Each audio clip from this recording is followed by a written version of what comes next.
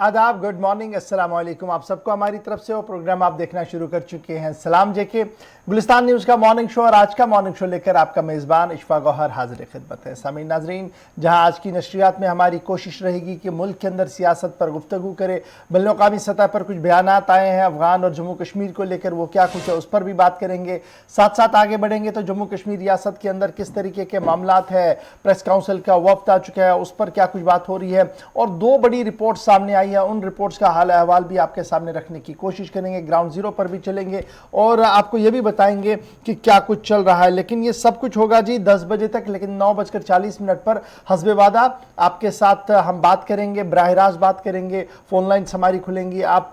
हमारे साथ बात कर सकते हैं, अपने इलाके के मसाइल हुकूमत तक पहुंचाने की एक कोशिश और सही करेंगे, इस उम्मीद के साथ कि हुकूमती इदारे जो है आपकी आवाज़ को सुने और आपके मसाइल का हल निकल सके। तो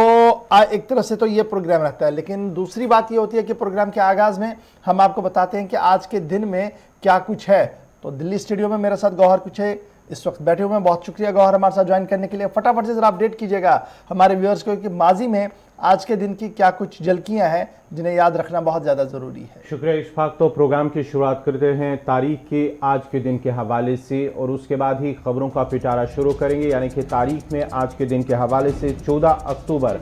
आज ही के दिन क्या कुछ हुआ है पूरी दुनिया के अंदर, और बात करेंगे 1948 में आज ही के दिन 14 अक्टूबर को इजराइल और मिस्र के दरमियान जंग शुरू हुई है। और आज ही के दिन 1946 में हॉलैंड और इंडोनेशिया के दरमियान जंग बंदी का माहदा भी हुआ है। और 1943 में 14 अक्टूबर आज ही के दिन जापान का फिलिपाइन की आज़ादी का ऐलान हुआ है। और आज ही के दिन 1933 में जर्मनी का इत्तेहादी ग्रुप से इलाहदगी का ऐलान भी हुआ है। 14 अक्टूबर आज ही के दिन 1953 स्टेट ड्यूटी एक्ट हिंदुस्तान में नाफिज हुआ है। और आज ही के दिन 14 अक्टूबर 1981 में हुस्न मुबारक मिस्र के चौथे सदर बने हैं। आज ही का दिन था वो। और आज ही के दिन 14 अक्टूबर 2010 में दिल्ली में जारी 19वीं दौलत मुश्तरका खेलों का इख्तिताम हुआ है। और आज ही के दिन 2012 में नाइजीरिया की एक मस्जिद में मुसल्लह अफराद ने 20 अफराद को कत्ल किया था। वो आज ही का दिन था 14 अक्टूबर जब ये वाक़या पेश आया। नाइजीरिया की एक मस्जिद में एक बंदूक बरदार दाखिल हुआ और उन्होंने 20 अफराद पर अंदाज़न जो गोलियां चलाए तो 20 अफराद की मौत हुई है। तो नाजरीन, ये थी आज के तारीख के दिन के हवाले से बात। अब बाज़ाब्ता तौर पर जो है पिटारा खोलेंगे आज की खबरों के हवाले से। चलिए जी बढ़ते हैं आगे, जरा आज की खबरों की शुरुआत करते हैं और बात करते हैं चाइना की, क्योंकि चाइना की तरफ से बयान जारी हुआ है और वो बयान सियासी गर्माहट जो है वो लाया है। क्योंकि भारत सरकार का मौक़िफ़ भी सामने आया है और बयान उस वक्त सामने आया है जब मुल्क के नायब सदर हिंद ने दौरा किया था और उसके बाद ये बात सामने आई। यानी दौरा कहाँ का हुआ था? अरुणाचल प्रदेश का। और चीन की तरफ से वेंकैया नायडू के दौरे पर सवाल खड़े कर दिए हैं और भारत का मौक़िफ़ वाज़ेह तौर पर सामने आया है। भारत सरकार की तरफ से साफ कर दिया गया है कि अरुणाचल भारत का हिस्सा है और जिस तरीके से बॉर्डर डिस्प्यूट बनाकर चीन हमेशा उलझना चाहता है, उसे चाहिए कि वो ज़मीनी सूरत हाल को समझे और लाइन ऑफ एक्चुअल कंट्रोल के मामले को हल करे। बल्कि आगे दफ्तर खारजा की तरफ से जो बयान दिया गया है कि चीन जिस 90,000 स्क्वायर किलोमीटर अरुणाचल प्रदेश की सरहदों के साथ साथ इलाकों पर जो अपना कब्ज़ा बता रहा है, दरअसल मामला कुछ अलग है कि 38,000 स्क्वायर किलोमीटर अक्साई चीन जो वेस्टर्न सेक्टर के अंदर है, उस पर चीन ने गैर कानूनी तौर पर कब्जा किया है। ये पहला मौका नहीं है जब अक्साई चीन का मामला सामने आया हो। इससे पहले भी 2 मरतबा इस तरीके की बात जो है भारत सरकार की तरफ से कही गई थी, लेकिन आज सख्ती के साथ ये कहा गया है कि अरुणाचल का मामला तो मामला है ही नहीं, बल्कि अक्साई चीन का मामला है। और अगर इस अक्साई चीन के मामले को संजीदगी के साथ चीन ने नहीं लिया तो आने वाले दिनों में और ज़्यादा मुश्किलात जो है वो बड़ी हो सकती है। अरुणाचल प्रदेश के अंदर नायब सदर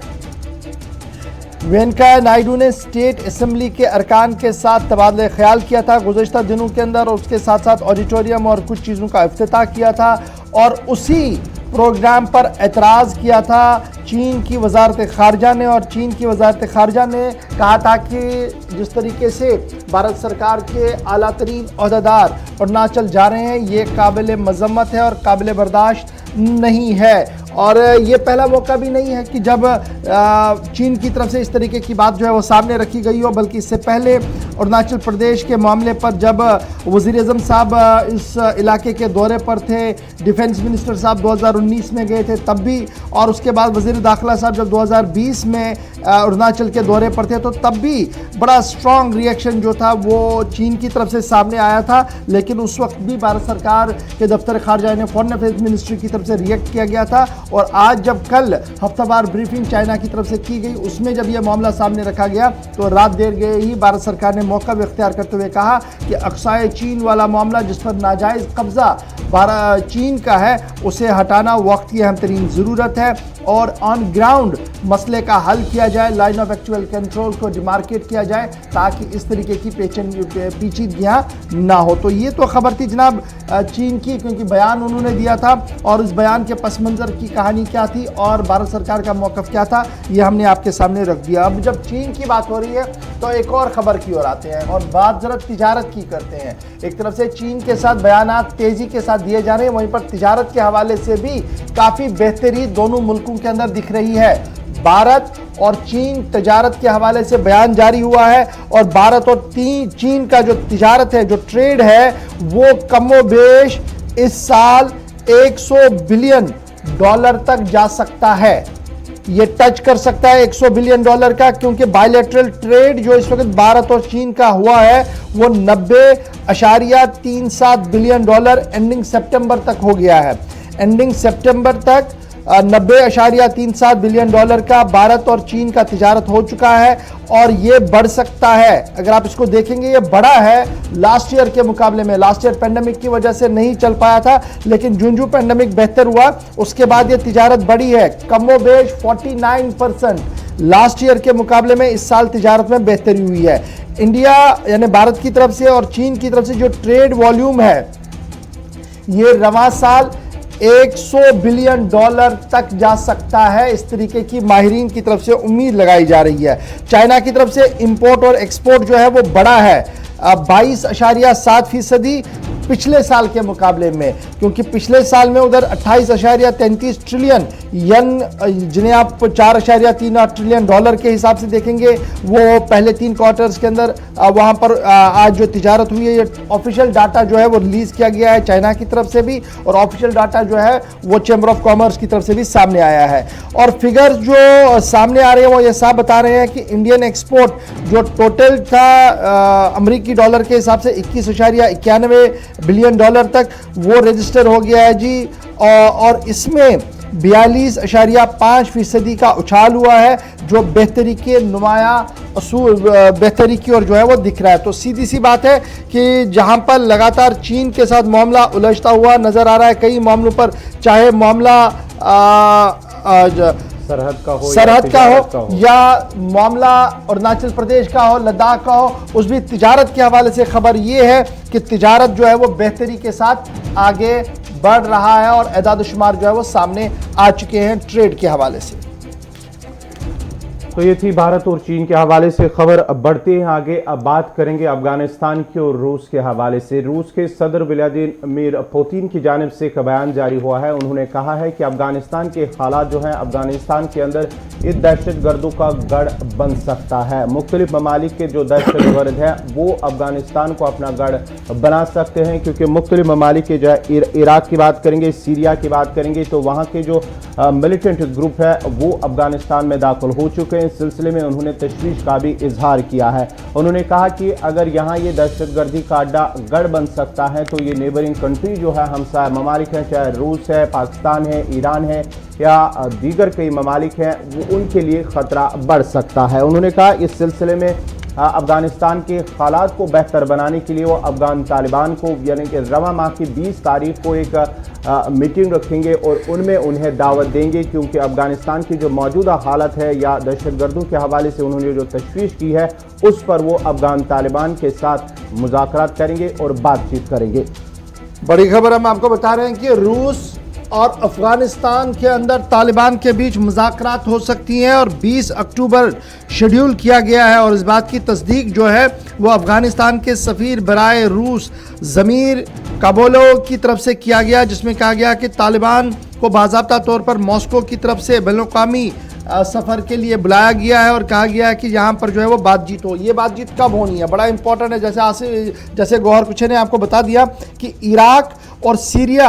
के मिलिटेंट एक्टिवली अफगानिस्तान के अंदर है, ये बात बताई है रूस के सदर ने। और रूसी सदर व्लादिमीर पुतिन का मानना है कि ये जो पूरा मामला है जी, इससे न सिर्फ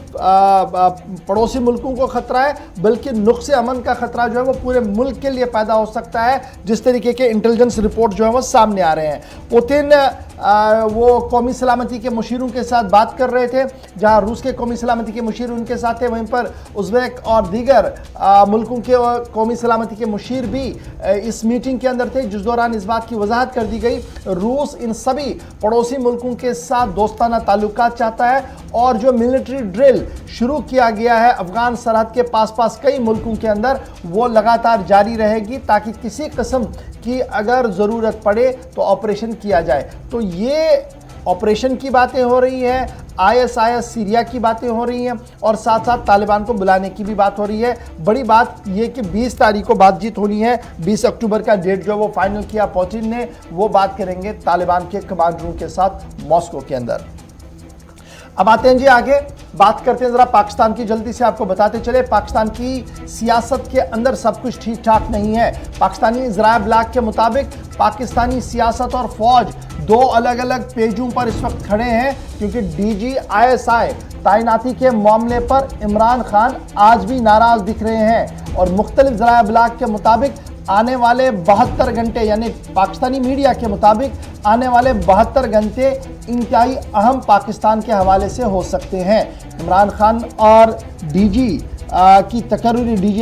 की तकर्री के मामले पर कई इंकिशाफात हो रहे हैं और वज़ीर आज़म इमरान खान और कमर जावेद बाजवा के बीच जो मुलाकात हुई थी, माना जा रहा कि उस मुलाकात के अंदर भी बर्फ़ पिघली नहीं है और कोई ज़्यादा बेहतरी नहीं आई है। उसका वाज़िया उसूल और जो बात सामने रखी जा रही है वो ये है कि जब फ़ौज की तरफ से बयान जारी किया गया, समरी भेजी गई वज़ीर आज़म को DGISI के हवाले से, उस समरी पर अभी तक भी दस्तखत इमरान खान ने नहीं किया, क्योंकि जो DGISI तब्दील किए गए हैं, माना जा रहा है कि इमरान खान ज़ाती तौर ये चाह रहे थे कि जब तक अफ़गानिस्तान के अंदर क़याम अमन मुकम्मल तौर पर ना हो तब तक साबिक़ DGISI जो है वो मुकम्मल तौर पर वहीं पर रहे और उन्हें तब्दील ना किया जाए। लेकिन फ़ौजी क़यादत ने उन्हें तब्दील कर दिया, जिससे ये साफ लग रहा है कि फ़ौज ने पॉलिटिकल एडमिनिस्ट्रेशन के साथ मशावरत इस मामले पे नहीं की है। खबर रसाई इदारे ARY और जियो के मुताबिक आइंदा 72 घंटे जो है वो इंतहाई अहम पाकिस्तानी सियासत के अंदर हो सकते हैं। तो ये बात बड़ी इंपॉर्टेंट है, क्योंकि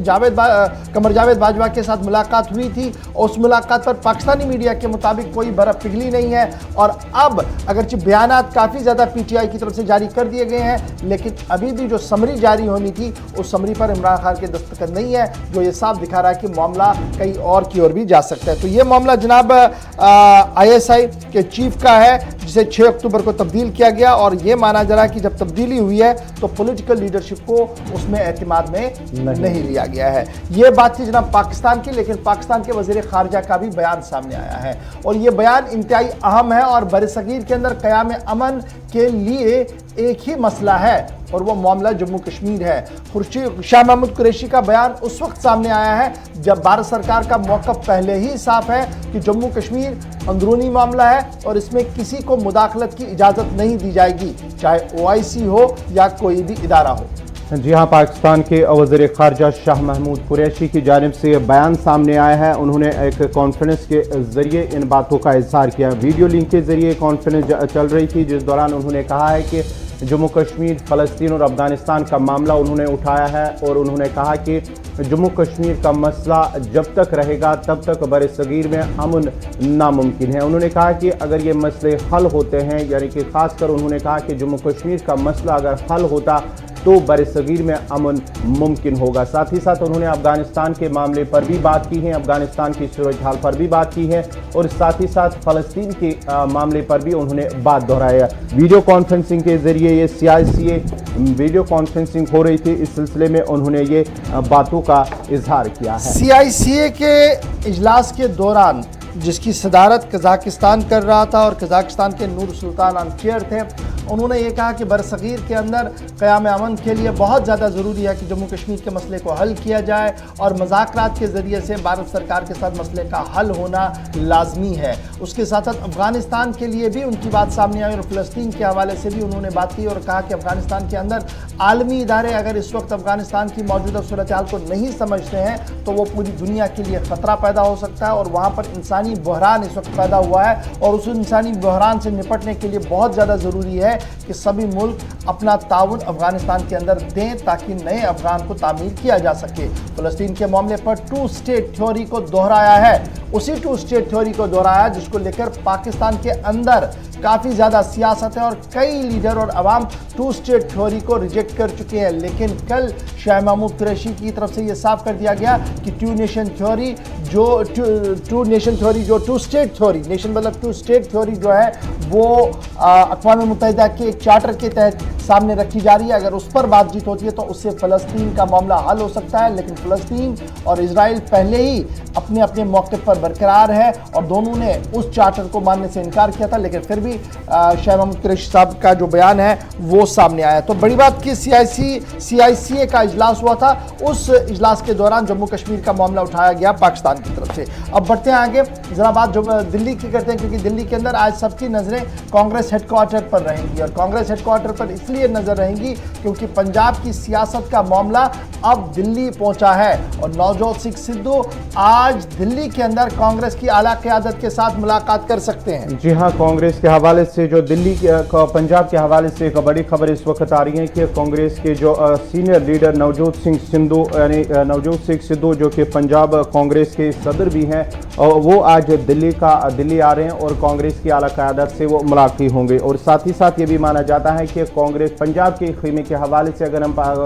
कांग्रेस खीमे की बात करेंगे तो कुछ अहम फैसले भी लिए जा सकते हैं क्योंकि इससे काफ़ी अहम माना जाता है कि नवजोत सिंह सिद्धू जहां आज दिल्ली का दौरा करेंगे, जहां वो कांग्रेस की आला क़यादत सोनिया गांधी और दीगर लीडरान से भी मुलाकात करेंगे और इस हवाले से काफ़ी अहम माना जाता है कि शायद पंजाब के हवाले से, पंजाब कांग्रेस के हवाले से कई अहम फैसले भी लिए जा सकते हैं। और बड़ा इंपॉर्टेंट ये है कि जनाब ये सिद्धू का दौरा कब हो रहा है जी, जब उन्होंने प्रदेश प्रेसिडेंट के हिसाब से यानी PP के हिसाब से इस्तीफ़ा दिया, पंजाब कांग्रेस कमेटी के हेड के हिसाब से इस्तीफ़ा दिया और काफ़ी बड़ी बात उन्होंने कही कि उनके लिए प्रायोरिटी है जी पंजाब की आवाम और पंजाब की सियासत में तब तक वो रहना चाहेंगे जब तक खिदमत हो सकती है। नंबर 1। नंबर 2, इसको इस जाविये से भी देखिएगा, सिर्फ 2 दिन के बाद कांग्रेस वर्किंग कमेटी का इजलास है, यानी 2 दिन के बाद जब कांग्रेस कमेटी का इजलास है तो वहां पर पंजाब सरफिरिस्त रहेगा क्योंकि पंजाब के अंदर सिर्फ 2-3 माह के बाद चुनाव होने हैं, चुनाव का बिगुल बजना है। तो पंजाब की जो इस वक्त की मौजूदा सूरत हाल कांग्रेस की वो ये है कि अमरिंदर बाहर चले गए हैं, अमरिंदर का ग्रुप नाराज है, कांग्रेस के अंदर तरह तरह की आवाज़ें हैं। इस बीच जिसे हेड बनाया गया था उसने हेड से होने से इस्तीफा दे दिया है। तो ये सारी चीज़ें जो है वो आज महवे गुफ्तगू रहेंगी और माना जा रहा है कि CWC इजलास से पहले इस इशू को सॉर्ट आउट करने की पूरी कोशिश जो है वो की जाएगी। इसलिए आज सबकी नज़र रहेगी सिद्धू पर जब वो AICC के ऑफिस पहुंचेंगे जहां पर वो टॉप लीडरशिप के साथ आज मुलाकात करेंगे। अब बढ़ते हैं आगे, जब दिल्ली की बात हो रही है तो ज़रा आपको ये भी बताते चले, रिवायात से हटकर सदर हिंद इस बार दशहरा के मौके पर दिल्ली के अंदर नहीं रहेंगे, यानी रिवायात से हटते हुए सदर हिंद रामनाथ कोविंद लद्दाख और जम्मू कश्मीर के दौरे पर रहेंगे और ये दौरा कल रात देर गए उनकी तरफ से तय कर दिया गया है। सदर हिंद रामनाथ कोविंद लद्दाख और जम्मू कश्मीर के दौरे पर 14 अक्टूबर और 15 अक्टूबर 2 दिन का दौरा उनका रहा है, 14 और 15 अक्टूबर का, जिस दौरान वो लद्दाख के अंदर मौजूद रहेंगे। 14 अक्टूबर को वो सिंधु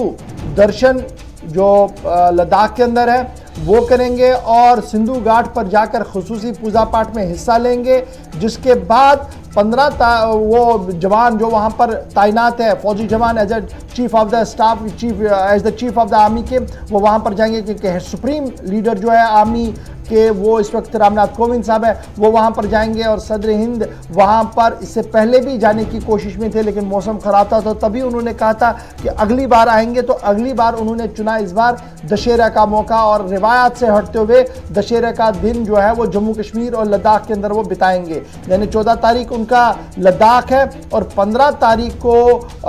वॉर मेमोरियल में भी जाएंगे, द्रास भी जाएंगे, और उसके साथ साथ खबर ये भी है कि उधमपुर बेस पर भी वो आएंगे और शाम को जब वो वापस होंगे तो उधमपुर बेस से वो वापस होंगे और उधमपुर के अंदर नॉर्दर्न कमांड हेडक्वार्टर पर वो रहेंगे, जिस दौरान न सिर्फ जवानों के साथ वो बातचीत करेंगे बल्कि वहाँ की मौजूदा सूरत हाल पर भी तबादला ख्याल जो है वो किया जाएगा। तो बड़ा इंपॉर्टेंट यह है कि रामनाथ कोविंद साहब का 2 दिन का दौरा है जम्मू कश्मीर और लद्दाख का, और इस सिलसिले में इंतजामात को हतमी शक्ल जो है वो पहले ही दे दी गई है और कहा जा रहा है कि अरेंजमेंट्स ऑल डन है और सबकी नजरें रहेंगी कि रामनाथ कोविंद लद्दाख के अंदर जब बात करेंगे तो किस तरीके से होगी, क्या चाइना को एड्रेस करने की कोशिश की जाएगी, सेंटिमेंट्स को एड्रेस करने की कोशिश की जाएगी, और जब उधमपुर आएंगे तो मौजूदा सूरत हाल के हवाले से ज़रूरी है कि पीठ थपथपाई जाएगी आर्मी की, जिस तरीके से इस वक्त भी बॉर्डर्स पर वो डटे हुए। तो सदर हिंद रामनाथ कोविंद का दौरा।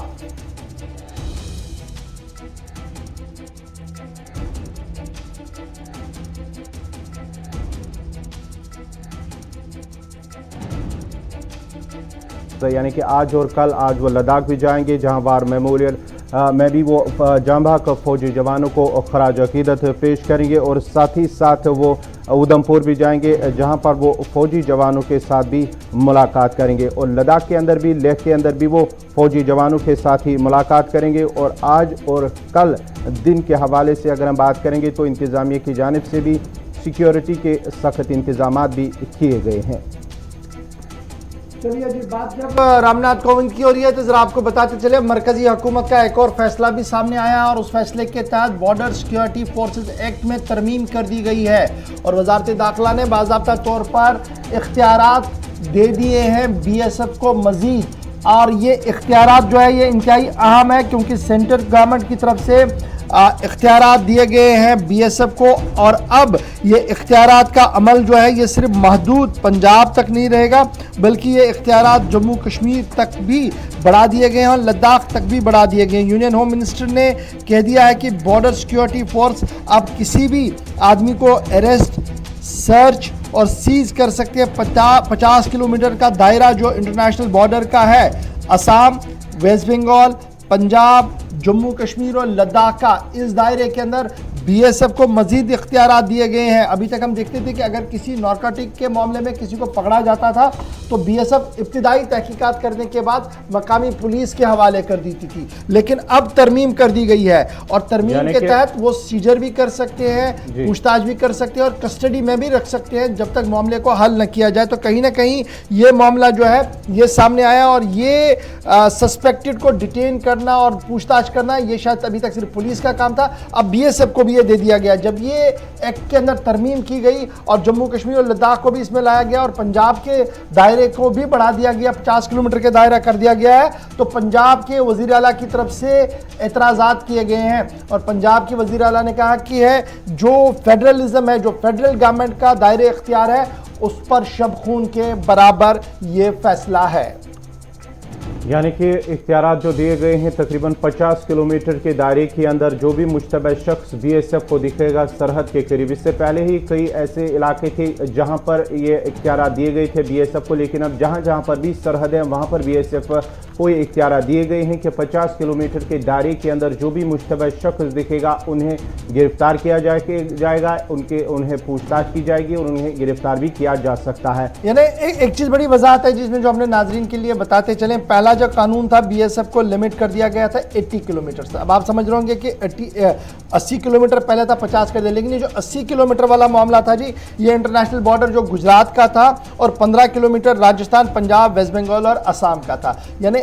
अगर आप गुजरात को बाहर निकालेंगे वहां 80 किलोमीटर के दायरे के अंदर अंदर बीएसएफ कार्रवाई आज भी कर सकती है। 15 किलोमीटर का दायरा कहां था? राजस्थान, पंजाब, वेस्ट बंगाल और असम। जम्मू कश्मीर इसमें नहीं था। जम्मू कश्मीर को इंक्लूड कर दिया गया और ये 15 वाला मामला जो है ये 50 तक कर दिया गया है। जब ये 50 हो गया है तो पहला रिएक्शन पंजाब के वजीर आला की तरफ से सामने आया, जिन्होंने कहा कि ये निज़ाम को दरहम बरहम करने की कोशिश है और जो इख्तियारात रियासतों को है उन्हें सलब करने की कोशिश जो है वो मरकजी वजारत दाखिला की तरफ से की जा रही है। बात जरा आगे बढ़ते हैं, अब बात जम्मू कश्मीर की आपके सामने रखते हैं और फर्जी और गैर कानूनी तकरीरों का मामला लगातार सामने आ रहा है और इस पर कार्रवाइयां भी हो रही है। और कल रात देर गए क्राइम ब्रांच ने एक और बड़ी कामयाबी हासिल की जब उन्होंने उस शख्स को गिरफ्तार किया जिन्होंने जम्मू कश्मीर हाई कोर्ट के अंदर गैर कानूनी तौर पर तकरीरियां करने की कोशिशें की थी। और बाज़ाब्ता तौर पर जब ये ऑर्डर सोशल मीडिया पर वायरल हुए उसके बाद Jammu Kashmir Ladakh high court administration ने इसका संजीदा नोटिस लिया, क्राइम ब्रांच की नोटिस में लाया और आनन फानन में ये मामला जब तहकीकात के लिए चला गया तो सीनियर असिस्टेंट जो एडवोकेट जनरल के दफ्तर में था, पता लगा कि उन्होंने फर्जी रिक्रूटमेंट स्कैम जो है वो चलाया और बाज़ाब्ता तौर पर उसकी गिरफ्तारी हुई है। एफआईआर नंबर 56 2021 अंडर सेक्शन 420 467 468 471 और सेक्शन 66 आईटी एक्ट के तहत क्राइम ब्रांच ने बाज़ाब्ता तौर पर यूसुफ भट्ट की गिरफ्तारी की है जिसका ताल्लुक जिला बड़गाम से बताया जा रहा है। और इस एफआईआर के अंदर ये कह दिया गया है कि एक कम्युनिकेशन जो थी, एक दरख्वास्त जो थी वो एडमिनिस्ट्रेटिव ऑफिसर जो एडवोकेट जनरल के हैं उनकी तरफ से सामने रखा गया था, जिसमें ये कहा गया था कि कुछ ऑर्डर सोशल मीडिया पर वायरल है जी, जिसके बारे में एडवोकेट जनरल दफ्तर को कोई भी इल्मियत नहीं है और ये फर्जी हो सकते हैं। मामला तहकीक किया गया, पता लगा कि मोटी रकम ली गई थी लोगों से और उनकी तकर्रुरी के जाली ऑर्डर्स दे दिए गए थे। और ये जाली काम कहाँ पर किया गया था? उस मकाम पर जहां पर इंसाफ होता है, जहां पर खरे और खोटे का फर्क होता है, लेकिन वहां पर भी ब्लैक शिप्स मौजूद रहते हैं और उन ब्लैक शिप्स को कल बेनकाब किया है। क्राइम ब्रांच ने एक बड़ी कार्रवाई करते हुए और एफआईआर दर्ज करते हुए साफ कर दिया है कि इस पूरे मामले में मजीद तहकीकात होगी, क्योंकि इब्तिदाई खबरों के मुताबिक 33 लोग ऐसे थे जिन्होंने जूनियर असिस्टेंट के लिए और 33 लोग ऐसे थे जो ऑर्डरली के लिए पैसा अपना दे चुके थे और ऑर्डर्स उनके लिए जारी भी कर दिए गए थे और ये ऑर्डर सारे के सारे फर्जी थे। और इब्तिदाई तहकीकात के बाद फिलहाल गिरफ्तारी हुई है याकूब भट्ट जिसका ताल्लुक बड़गाम से है और एफआईआर ऑलरेडी जो दर्ज हो गई थी उसी एफआईआर की कार्रवाई जो है वो क्राइम ब्रांच ने की है। यहाँ पर छोटे से ब्रेक के लिए रुक रहे हैं, ब्रेक के उस पार आएंगे तो आपको बताएंगे कि किस तरीके की सूरत हाल है, क्यों परेशान है किसान जिला बड़गाम का और एनकाउंटर का आज चौथा दिन है, वहाँ की सूरत हाल क्या कुछ है। प्रेस काउंसिल की भी बात आपको बताएंगे और साथ साथ आपको बताएंगे कि नीति आयोग का एक रिपोर्ट सामने आया है जिस रिपोर्ट के आने के बाद एक बार फिर हम सबके सामने एक बड़ा सवाल है।